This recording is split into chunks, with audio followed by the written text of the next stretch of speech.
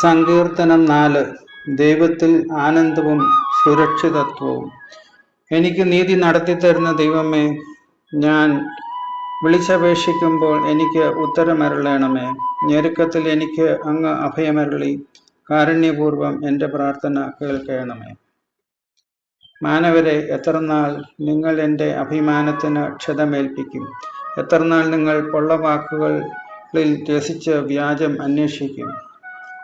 കർത്താവ് നീതിമാന്മാരെ തനിക്കായി തെരഞ്ഞെടുത്തിരിക്കുന്നുവെന്ന് അറിഞ്ഞുകൊള്ളുവിൻ.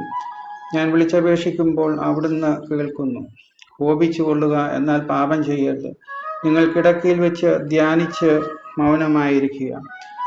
ഉചിതമായ ബലികൾ അർപ്പിക്കുകയും കർത്താവിൽ ആശ്രയിക്കുകയും ചെയ്യുവിൻ. ആര് നമുക്ക് നന്മ ചെയ്യും?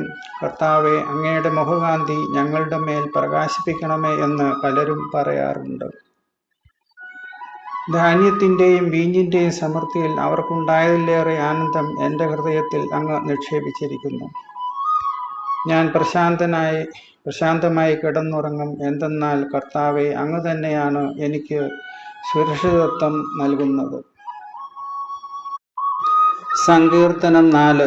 ദൈവത്തിൽ ആനന്ദവും സുരക്ഷിതത്വവും. എനിക്ക് നീതി നടത്തിത്തരുന്ന ദൈവമേ, ഞാൻ വിളിച്ചപേക്ഷിക്കുമ്പോൾ എനിക്ക് ഉത്തരമരുളണമേ. ഞെരുക്കത്തിൽ എനിക്ക് അങ്ങ് അഭയമരുളി കാരുണ്യപൂർവം എൻ്റെ പ്രാർത്ഥന കേൾക്കണമേ. മാനവരെ, എത്രനാൾ നിങ്ങൾ എൻ്റെ അഭിമാനത്തിന് ക്ഷതമേൽപ്പിക്കും? എത്രനാൾ നിങ്ങൾ പൊള്ളവാക്കുകളിൽ രസിച്ച് വ്യാജം അന്വേഷിക്കും? കർത്താവ് നീതിമാന്മാരെ തനിക്കായി തെരഞ്ഞെടുത്തിരിക്കുന്നുവെന്ന് അറിഞ്ഞുകൊള്ളുവിൻ. ഞാൻ വിളിച്ചപേക്ഷിക്കുമ്പോൾ അവിടുന്ന് കേൾക്കുന്നു.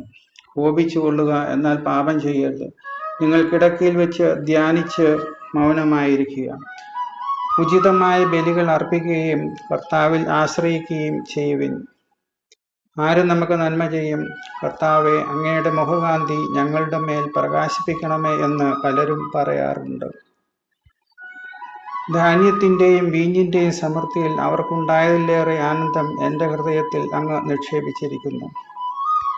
ഞാൻ പ്രശാന്തമായി കിടന്നുറങ്ങും. എന്തെന്നാൽ കർത്താവെ, അങ്ങ് തന്നെയാണ് എനിക്ക് സുരക്ഷിതത്വം നൽകുന്നത്.